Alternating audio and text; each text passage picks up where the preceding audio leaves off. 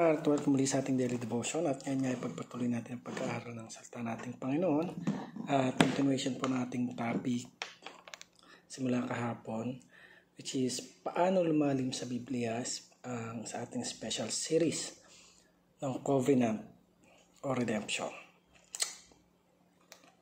So usahay po dito sa ating talata na matatagpuan sa Efeso 4:1 verse 4 to 5, sabi dito, bago palikain ang sanlibutan ay pinilinan niya tayo upang maging kanya sa pamamagitan ng ating pakikipag-isa kay Kristo at upang tayo maging banal at walang kapintasan sa harapan niya dahil sa pag-ibig ng Diyos. Pinili niya tayo upang maging anak niya sa pamamagitan ng Kristo Jesus ayon sa kanyang layunin at kalooban.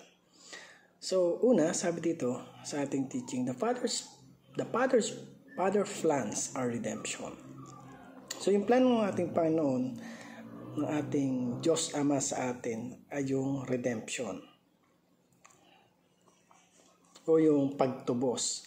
So, kung isipin natin, grabe yung pag-ibig ng Diyos sa buhay ng bawat sa atin, nung tubusin niya tayo sa pamamagitan ng kanyang anak na si Jesus Christ, na inialay niya, in-offer niya yung buhay ng kanyang bugtong na anak para lang isave yung bawat isa sa atin. So, napakadakila ng ating Panginoon. Grabe yung sakripisyo at pagmamahal na binigay niya sa buhay ng bawat isa sa atin para lang mailigtas tayo dun sa kasalanan. Pangalawa, be grateful and loving as God's adopted children. So, sabi doon, be grateful.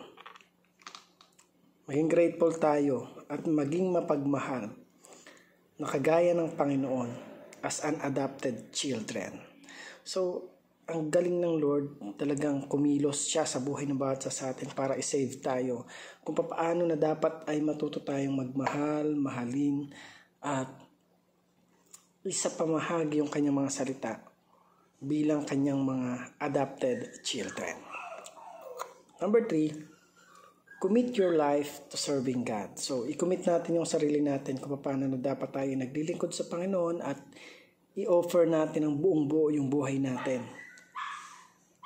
Dahil ang Diyos, never siya nag-alinlangan na ibigay yung kanyang bugtong na anak para lang i-save tayo sa ating mga kasalanan. So, para naman po sa ating application, sabi dito una, observe the blessings of redemption. So, i-observe natin yung biyaya ng kaligtasan. Kasi isipin mo, sa kabila ng lahat ng nagawa ng ating mga ninuno, mula pa kay Eva at Adan, dahil sa tunay na pagmamahal at malasakit ng Diyos sa buhay ng bawat sa atin, ibinigay niya yung kanyang bugtong na anak para lang masave yung buhay ng bawat sa atin. Gaano kadakila yung Panginoon at grabe yung pagmamahal at sakripisyo na bigyan niya para lang sa atin. So, dapat maging grateful tayo doon. Dapat i-adapt natin yung pagiging anak ng Diyos. Isa pamuhay natin ang isang pamumuhay na naayon sa Diyos. Pangatlo, commit your life to serving God. So ngayon, kung paano na tayo ipatuloy na binabago ng Diyos, i-commit natin yung sarili natin. Gumawa tayo ng mga bagay na para sa kalulugod ng Diyos. Ipakita natin kung paano na nagpapasalamat tayo sa lahat ng biyaya at pagkapala na binibigay niya sa buhay ng bawat sa atin. Dahil alam natin na yung sacrifices na ginawa ng ating Panginoon, hindi yan biro at tunay na nakaka-amaze lang na makita at maranasan yung pag-ibig ng Diyos sa buhay ng bawat sa atin. So again, thank you for watching this video. I hope you learn and God bless you.